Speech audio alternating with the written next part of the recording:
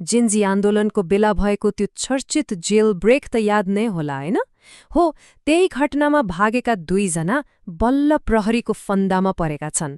ल आज प्रहरीले के भन्यो त्यसकै आधारमा यो पूरा पक्राउको कथा के रहेछ खोतलेर हेरौँ न त। महिनौदेखि प्रहरीको आँखा छलेर हिँडेका उनीहरू काठमाडौँको केन्द्रीय कारागारबाट भागेर पर्सासम्म पुगेका रहेछन्। तर त्यही नै उनीहरूको लुकाछिपीको खेलमा पूर्णविराम लागेको छ।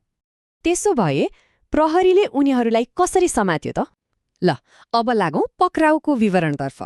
पर्सा प्रहरीका अनुसार पुस 9 गते मंगलबारको दिन उनीहरूलाई पक्राउ गरियो। यो पक्राउसँगै उनीहरूको महिनौं लामो फरार यात्रा पनि सकियो अनि समात्ने बित्तिकै उनीहरूलाई सिधै वीरगञ्ज कारागार पठाइयो। तर आखिर को हुन् त यी पक्राउ परेका 2 व्यक्ति अनि उनीहरू जेलमा चाहिँ किन थिए? पक्राउ परेका 2 जना बारा जिल्लाकै हुन्। एकजना विश्रामपुरका सुदामा पासवान, जसलाई प्रदेशी भनेर पनि चिनिन्छ, र अर्का परवानीपुरका विवेकलाल शाह कानो। जिल्ला एउटै भए पनि उनीहरूको कथा र जेल पर्नुको कारणमा भने आकाश पातालको फरक छ। पहिले सुदामा पासवानको कुरा गरौं। उनी कुनै सामान्य कैदी थिएनन्।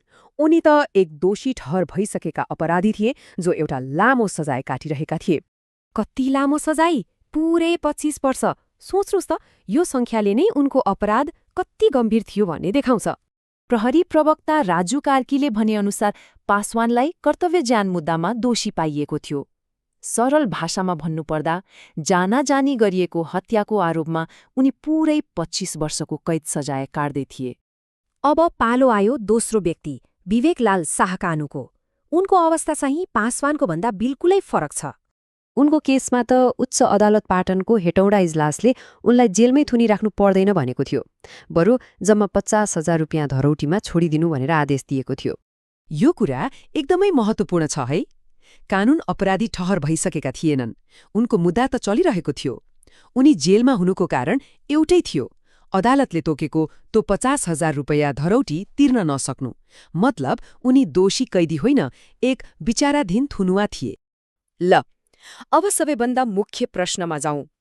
आखिर यी 2 जना कहिले र कसरी भाग्न सफल भए त? कुरा हो गएको भदौ 24 गतेको। त्यति बेलाको जेन्जी आन्दोलनको होहल्ला र अराजकताको बीचमा उनीहरूले मौका छोपे र केन्द्रीय कारागारबाटै फरार भए। त्यसपछि महिनौं लुक्दै छिप्दै हिँडेपछि बल्ल पुस 9 गते पर्सामा आएर उनीहरूको यो यात्रामा पूर्णविराम लाग्यो। खैर, यी 2 त समातिए, तर यसले एउटा ठूलो प्रश्न भने छोडेर जान्छ। त्यो जेल ब्रेकमा भागेका अरू फरार कैदीबन्दीहरूको अवस्था चाहिँ के होला? उनीहरू अहिले कहाँ होलान्?